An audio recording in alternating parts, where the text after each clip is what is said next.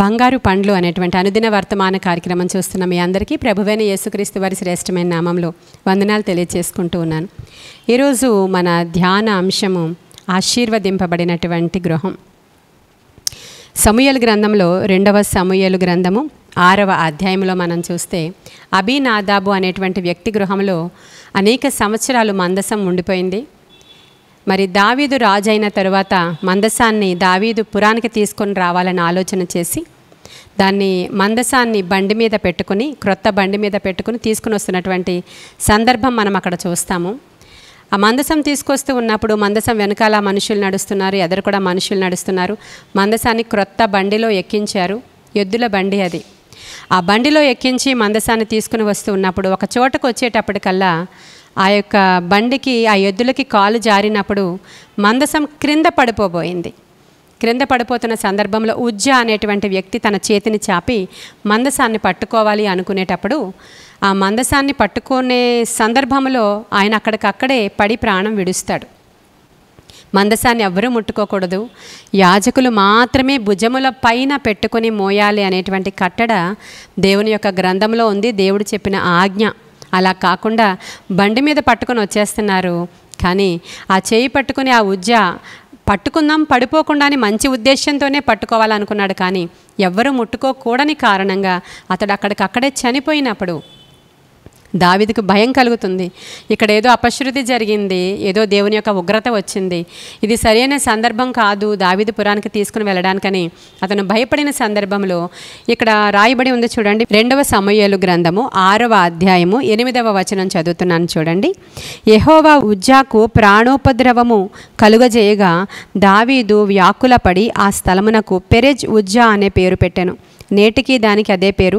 ఆ దినమున యెహోవా మందసము నా యొద్ద ఎలాగుండుననుకొని దావీదు యెహోవాకు భయపడి యెహోవా మందసమును దావీదు పురములోనికి తన యొద్దకు తెప్పింపనొల్లక గిత్తీయుడగు ఓబేదెదోము ఇంటి వరకు తీసుకొని అచట ఉంచెను. 8వ వచనం నుంచి చూస్తే ఇదేదో చాలా ఉపద్రవంలా ఉంది, ఇప్పుడు తీసుకుని వెళ్ళడం మంచిది కాదని ఎంచి ఆయన గిత్తీయుడైనటువంటి ఓబేదెదోము అనేటువంటి ఒక వ్యక్తి ఇంట్లో ఆ మందసాన్ని ఉంచినట్లుగా మనం చూస్తాం. ఆ మందసం ఆయన గృహంలో 3 నెలలు ఉండిపోయింది. ప్రియమైన దేవుని బిడ్డలారా, 3 నెలల కాలంలో ఆశ్చర్యమైన విధానంలో ఆ ఓబేదెదోము అనేటువంటి వ్యక్తి చాలా ఆశీర్వదింపబడిపోయాడు. అంటే లోకంలో ఉన్నటువంటి సంపదతో ఆశీర్వదింపబడ్డాడు ఆయన. ఈ విషయము దావీదు వినినప్పుడు చాలా ఆశ్చర్యపడిపోయాడు.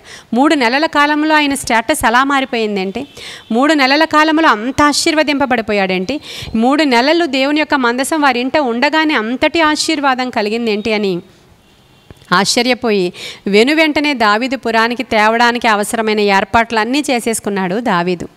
ఇక్కడ మనం ఈరోజు ధ్యానం చేస్తున్నటువంటి అంశం ఏంటంటే ఆ ఆశీర్వదింపబడిన ఇల్లు అనే అంశాన్ని ధ్యానం చేస్తున్నాం. మందసం తీసుకుని వెళ్ళాడు ఓబేదెదోము. ఓబేదెదోము సహజంగా ఆయన ఒక గాయకుడు.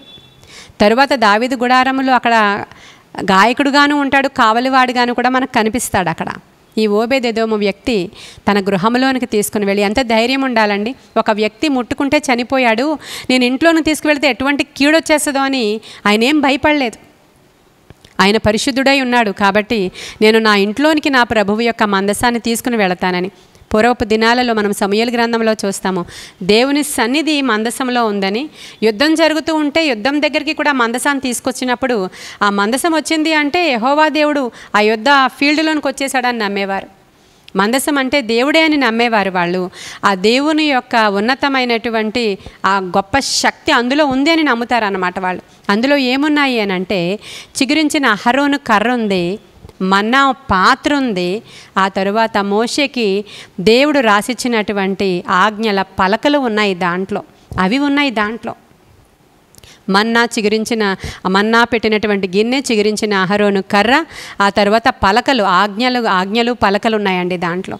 అవి ఆ మందసం బాక్స్లో ఉన్నాయి. అది ఈ ఓబేదెదోము ఇంట పెట్టుకున్నాడు ఆయన. పెట్టుకోగానే ఆశీర్వాదం వచ్చింది. మరి ఈరోజు మీ ఇంట్లో మందసం ఉందా? ఇప్పుడు మనం మందసం తెచ్చుకోవాలంటే ఎక్కడికి వెళ్ళాలి? మందసం ఏంటి అని ఆలోచన చేస్తే నిందకే చెప్తున్నాను, దేవుని యొక్క సన్నిధి. దేవుని యొక్క ప్రెజెన్సే మందసం. అది ఎక్కడైతే 2-3 నా నామం పేరట కూడి ఉంటారో వారి మధ్యలో నేను ఉంటాను అన్నారు ఆయన. హల్లెలూయా. ఎక్కడ 2-3 ఇంట్లో కూర్చుని ప్రభువా అని ఆయన నామము పేరట ప్రార్థన చేయడం మొదలు పెడతారో ఆ స్థలంలో మందసం ఉన్నట్లే. మరి మీ ఇంట్లో మందసం ఉందా? మీ ఇంటి వారందరూ కలిసి ఫ్యామిలీ ప్రేయర్ చేసుకుంటున్నారా? కుటుంబ ప్రార్థన ఉన్న గృహంలో మందసం ఉన్నట్లే. కుటుంబ ప్రార్థన ఏ గృహంలో అయితే చేసుకుంటారో ప్రతి రాత్రికాల సమయంలోనూ లేదంటే ఉదయకాల సమయంలోనూ కుటుంబముగా కూడి ప్రార్థన చేసుకున్న గృహంలోనికి ఆశీర్వాదం వస్తుందండి. ఎందుకంటే ప్రభువే చెప్తున్నారు, 2-3 నా నామం పేరట అంటే తల్లి తండ్రి బిడ్డ అనుకోవాలి, లేదంటే తల్లి బిడ్డలు తల్లి తండ్రి అనుకోవాలి, లేదంటే తండ్రి లేకపోతే తల్లి బిడ్డలు అనుకోవాలి. మొత్తానికి 2-3 మందసము ఆ కుటుంబంలో ఉన్నప్పుడు ఆయన పాటలు పాడుతూ దేవుణ్ణి స్తుతిస్తూ ఉండగా ఆశీర్వాదం ఆ ఇంటి మీదకి వచ్చేసింది. మలాకి గ్రంథంలో చెప్పబడినట్లు ఆకాశపు తూములు విప్పబడిపోయినాయి. అక్కడ నీవు నన్ను అడుగు, నాకు ఇచ్చి అప్పుడు నువ్వు నన్ను శోధించు, అప్పుడు ఆకాశం అనే మంచి ధననిధిని నీ కొరకు నేను తెరుస్తానన్నాడు. అలాగే ఆయన ఇల్లును ఆయనకిచ్చి అప్పుడు శోధించాడు ఓబేదెదోము. మరి దేవునికి మరి నిజముగా మనం ఆశీర్వదించబడాలని ఆయనకి కోరుకుంది. దేవునికి మీరు ఆశీర్వాదానికి కారకులు అంటాడు ప్రభువ. మనల్ని ఆశీర్వదిస్తాడు ఆయన. శారీరకంగాను మానసికంగాను ఆత్మీయంగాను ఆర్థికంగాను అన్ని విషయాలలో ప్రభు మనల్ని ఆశీర్వదించాలి. మనకి వ్యాధులు రాకుండా, శోధన రాకుండా, ఇరుకులు రాకుండా మన గృహాలు బండ మీద కట్టుకున్న గృహాలుగా ఉండాలని ప్రభువు ఆలోచన చేస్తున్నాడండి. ప్రభువు అంటాడు, ఎవడైతే బండ మీద తన ఇల్లు కట్టుకుంటాడో వాడికి ఏ చింత ఉండదు. వర్షం వస్తుంది, గాలి వస్తుంది, తుఫాను వస్తుంది, వరదలు కూడా వస్తాయి. కానీ ఎవడైతే బండ మీద పునాది వేసుకున్నాడో వాడు ఎంత మాత్రం కూడా భయపడడు. ఆ ఇంటికి ఏ ప్రమాదము రాదు. కారణం అతని పునాది బండ మీద వేయబడింది. హల్లెలూయా. ఆ బండ క్రీస్తే. కొరింథీయులకు రాసిన పత్రికలో ఉంది. ఆ క్రీస్తేని ఎంట ఉంటే ఎటువంటి శోధన నీ ఇంట్లోనికి రాదు. సరికదా. ఆ ఇల్లు ఎన్నో ఉపద్రవాలు వచ్చినప్పుడు కూడా ఏమీ కావు. ఎన్నో ఉపద్రవాలను ఎందుకు అంటున్నానంటే, బండ మీద ఇల్లు కట్టుకున్న వాడికి, ఇసుకలో ఇల్లు కట్టుకున్న వాడికి ఇద్దరికీ సమానంగానే వర్షం వచ్చింది, సమానంగానే తుఫాను వచ్చింది, సమానంగానే వరదలు వచ్చాయి. కానీ వీడి ఇల్లు బండ మీద ఉన్న కారణంగా కూలిపోలేదు. వాడు ఇసుకలో వేసుకున్నాడు పునాది కాబట్టి కూలిపోయింది. ఎలాగనో నీతిమంతుల మీద అనీతిమంతుల మీద కూడా సమానంగా వర్షము కురుస్తుంది, సమానంగా ఉపద్రవాలు కూడా వస్తాయి. కానీ మనం తట్టుకునే శక్తి దేవుడు మనకిస్తాడు. వాటిల్లో విడిపించగల సమర్థుడు మన దేవుడు. ఆ కీడును జయించడానికి అవసరమైన శక్తి ఆయన ఇస్తాడు. ఆయనతో మనం ఉన్నప్పుడు మన శ్రమలు శ్రమలుగా అనిపించవండి. త్వరగా జయం పొందుకుని బయటకు వస్తాం. కారణం ఆయన శ్రమకాలంలో మనతో ఉంటాడు. హల్లెలూయా. కాబట్టి ప్రతి కీడు నుంచి విడిపించడానికి ఆయన సమర్థుడు. ఆయన గొప్ప కార్యాలు మన పక్షంగా చేస్తాడు. ఎప్పుడు అంటే ఆయన మందసం మన మధ్యలో ఉన్నప్పుడు. ఓబేదెదోము ఆశీర్వదింపబడ్డం చూసినప్పుడు దావీదు షాక్ అయ్యాడంట. చూడండి 11వ వచనం. గిత్తీయుడగు ఓబేదెదోము ఇంటిలో ఉండగా యెహోవా ఓబేదెదోమును అతని ఇంటి వారందరినీ ఆశీర్వదించాడంట. జస్ట్ ఓబేదెదోము మాత్రమే కాదు, అతని తమ్ముళ్ళు, అన్నదమ్ములు, ఇంటివారు అందరూ ఆశీర్వదింపబడిపోయారంటండి. ఎంత గొప్ప విషయం మనం ఈరోజు ధ్యానం చేస్తున్నాము. అబ్రహాం ఒక్కడిని దేవుడు పిలిస్తే, అబ్రహాము దేవుడికి బలిపీఠం కడితే అబ్రహాముతో పాటు లోతు కూడా ఆశీర్వదింపబడిపోయాడండి. మిమ్మల్ని ఒక్కరినే దేవుడు ఏర్పాటు చేసుకొని మీ ఇంట్లో మందసం ఉంటే నీతో పాటు నీ చుట్టూ ఉన్నవారు కూడా ఆశీర్వదింపబడిపోతారు. ఇది సత్యం ప్రియమైన దేవుని బిడ్డలారా.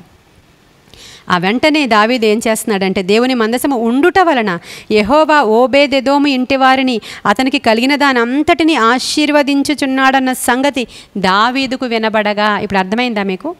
కేవలము మందసం ఆ ఇంట్లో ఉంది కాబట్టి అతడు ఆశీర్వదింపబడ్డాడు. యెహోవా ఆయన ఆశీర్వదించాడని ఓబేదెదోము గురించి దావీదుకు వినబడగా అని రాసింది.